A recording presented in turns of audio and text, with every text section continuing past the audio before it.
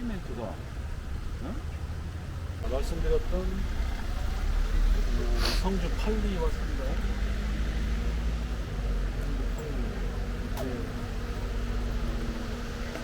광부의 모습이 이렇게 도방물로 있다는 것은 이게 뭐 사태, 방산과 관련된 어떤 건축물이라는 걸 알 수 있게 해주고요. 그래서 이 동네 이름이 신사택이라고 말씀드렸었죠? 네. 신사택. 여기 한번 길 좀 보세요. 길이 이제 이렇게 직선상으로 뻗어 있고 양쪽으로 집이 배열되어 있습니다. 벌써 한 30-40년 전이니까 집들이 바뀌었지만 근데 이제 여기 한번 보세요. 여기는 이제 옛 모습이 잘 남아있죠. 옛날 길 모습, 집이 이제 톡방처럼 만들어져 있습니다. 이런 이제 광산 촌락이 갖고 있는 특징, 우리 또 나트 선생님, 우리 일찍이 촌락지리와 동문했어요. 광산 촌락의 일반적 특징 좀 한번 말씀해 주세요. 광산촌의 가장 큰 특징은 어떤 그 광산이 개발이 되면 광부, 인부, 그 다음에 이제 장사가, 그 다음에 뭐 학교까지, 그래서 갑자기 없었던 마을이 갑자기 생겼다가 또 이제 광산이 폐광이 되면 또 인부들이 다른 막장을 이동하면서 또 상권이 무너지고 그 다음에 학교가 폐기되면서 갑자기 생겼다가 갑자기 없어지는 그 붐타운 현상이 가장 심하다고 그러는 거예요. 근데 여기도 이제 가장 대표적인 경우죠. 그래서 조금 밑에 내려가면 이제 개화초등학교 같은 게 그래서 뭐 하루에 막 전학생이 30명, 40명. 그래서 그 학적을 담당했던 선생님은 수업을 할 수 없을 정도로 인구 이동이 가장 심한 그런 광산촌의 특징을 가지고 있다는 그런 마을. 역시 갑자기 물어봐도 이제 말씀하신 대로 이제 붕 폭발하듯이 마을이 생기죠. 사실은 한 40년의 역사로 흥망성쇠를 한꺼번에 겪었다.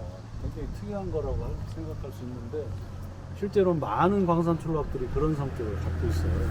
그러니까 이제 봄타운이라고 얘기를 하는데 뭐 다른 나라도 보면 예를 들어서 개척계 금광마을 같은 거 이런 게 갑자기 생겼다가 갑자기 사그라지는 그런 예들을 많이 볼 수가 있지 않습니까?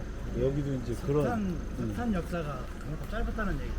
석탄의 수명이 수명이 그렇죠. 사망 기간이.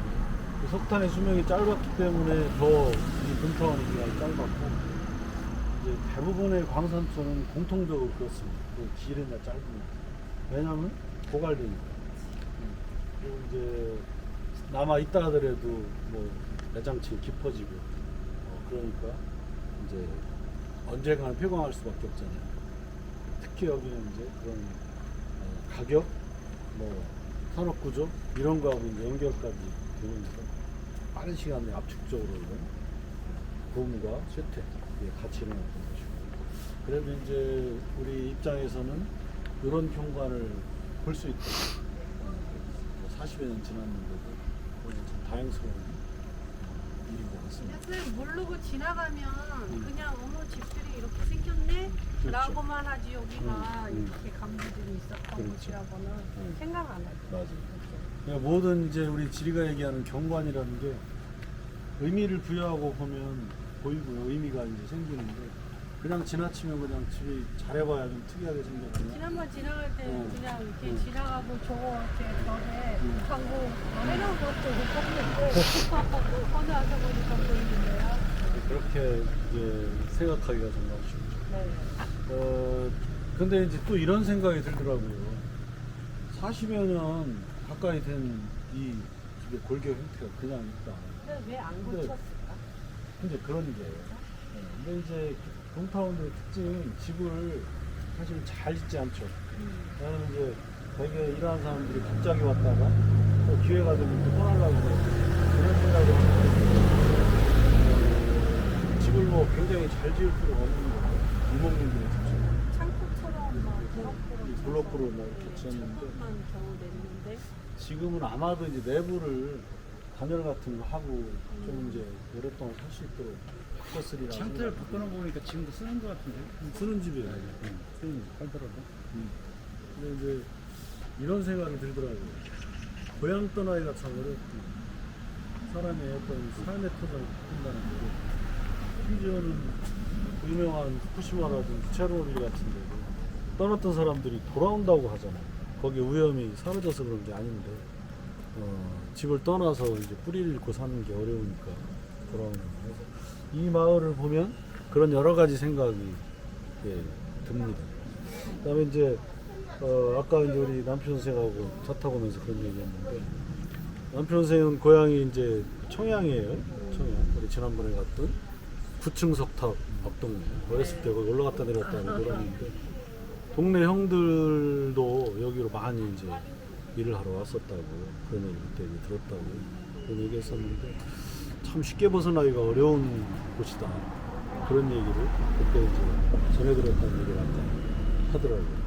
왜냐하면 임금의 격차, 소위 이제 막장 인생이라고 하는데 이제 이 탄광의 제일 마지막 부분 거기에 들어가서 일을 하는 것이 힘든 일이지만 대신에 이제 임금이 센 거죠.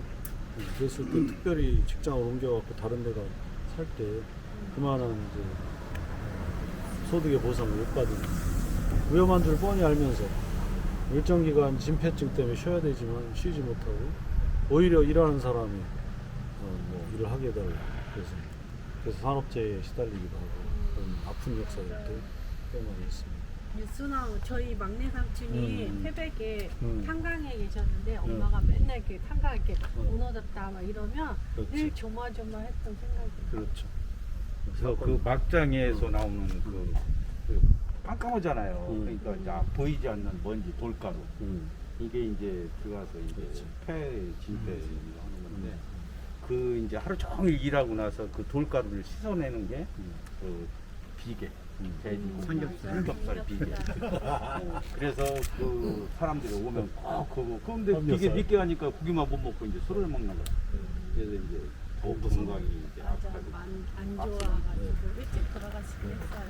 그래서 이 일대 이제 그런 서비스들도 되게 많이 발달했답니다. 그래서 이 집도 생겨났나? 그랬을 수 남포 근데 그 당시에 삼겹살도 네, 돈이 네. 있는 사람들이 네, 삼겹살 검색해봤더니 먹었지. 그 돈 없는 돼지머리하고 사람들은 비싸. 그 정육점에서 그 비계 그 발라놓은 거, 그 기름 갖다 끓여가지고 그거 먹었다고. 끓여가지고. 그래도 이제 여기서 먹었다는 말은 그래도 좀 임금이 꽤 됐다. 고향에서는 여기가 현미가 가장 많이 돌았고 회전이 됐고 그러다 보니까 이제 월급 옛날에는 간주한다고 그냥 간주. 그렇죠. 간주하는 날은 전문용어로. 아까 얘기했던 이제 그 비계에 술 한잔 하면서 그러니까 선술집들도 많았어요. 많았고 유흥가들도 사실 많고. 그때는 이제 되게 남자들 방법도 있었지만 여성들은 되게 뭐를 했냐면 선탄 작업을 했었어요. 아 여성 노동자들도 좀 있었다. 굉장히 많지. 아. 여성들은 이제 가서 이제 캐는 건 아니지만 캐가지고 나왔을 때 이제 선탄. 그러면은 이제 지금 아마 살아계신 생존하신 분 중에도 그때 아마 선탄을 해서 진폐로 있었는데 지금 하나 다행인데. 선탄도 진폐가. 그럼요. 바람 불면 막 이 일대가 다 막. 동네가 시커멓잖아. 그래서 동네가 눈이 까맣잖아. 넘어 동네인데 우리 동네는 주업이 동업이었어요. 주업이 동업이 그때는 이제 농사 밭을 안 시대에 있으니까 이제 농사 짓는 사람이 굉장히 어려웠거든요. 근데 그 당시에 여기 광산을 다닌 사람들이 부업으로? 있어요. 주업이었죠. 주업으로. 이게 농사채가 거의 집만 없는. 여기고. 네, 그렇죠. 농사채가 별로 없는 분들은 이제 어려우니까 광산을 다닌 거예요. 근데 그분들은 그때 당시에 농업 소득보다는 이 소득이 더 컸죠. 근데 그분들 같은 경우가 이제 굉장히 어렵게 살다가 여기 광산을 다니면서 이제 돈을 모아서 잘 관련 사람들 이제 농토도 사고 해서 지금은 이제 후손들이 부자가 된 사람들도 있죠. 그게 이제 성공 사례네요. 그럼 뭐 안성공사라도 있을 거 아니에요? 아 당연하죠. 근데 이제 사실은 우리나라 산업화에 이제 굉장히 큰 역할을 했던 그렇죠. 이 사람들 덕분에 어쨌든 이제 우리나라 경제 성장을 할 수 그렇죠. 있었고 우리나라가 이제 어느 정도 성장을 하고 살만하니까 이제 그분들 이제 산재 인정해서 집회해서 이제 그나마 이제 노후에 그래도 이제 얼마간의 이런 연금 같은 이런 제도가 있어서 그나마 다행이라고 생각합니다. 그렇죠. 다행이죠. 그때 뭐 그런 정책 뭐 이런 게 거의 없었을 때. 아니 우리 저 옛날에 그 상동광산에 뭐 강아지들도 10,000원짜리 그렇죠. 아마 고령도 한참 여기 탄광 그 하반기 때는 아마 여기에 이 성주권에도 강아지들이 현금을 물고 슈퍼로 가서 아이스크림 사 먹을 정도로 현금이 잘 회전이 됐던 것이죠. 그리고 이제 양 교장님은 그때 전성기 때 고등학교, 대학교, 고등학교 때, 경험. 고등학교 때. 그때인데 왜냐면 그때 뭐 느껴지는 거 있어요? 그때 성주에 이런 경제가 그때는 잘 모르겠어요. 근데 이제 여기에서 학교를 다녔던 친구들 같은 경우는 굉장히 많았는데 이제 여기를 자주 넘어오지를 않았었기 때문에 그런 환경에 대해서 잘 몰랐어요. 잘 모르고 뭐 경제적인 거는 또 아무래도 또 세세가 또 어른들 세대 어쨌든 뭐 성주 팔리 마지막 그 만들어진 번성했던 연대가 가장 최근인 그런 마을에 이렇게 와서 과거의 경관 이런 거 한번 살펴봤습니다. 자 이제 쭉 차 타고 내려가시면서 보령댐으로 이동하겠습니다. 네. 그때도 우리 2년 3년 밑인가? 그거. 권태수 네, 걔가 방학 때 막장 들어가서 알바했대. 그런데 뭐 등록금 벌고 막 그랬지. 우리가 어디 가서 등록금 벌어? 돈을 많이 줬네요.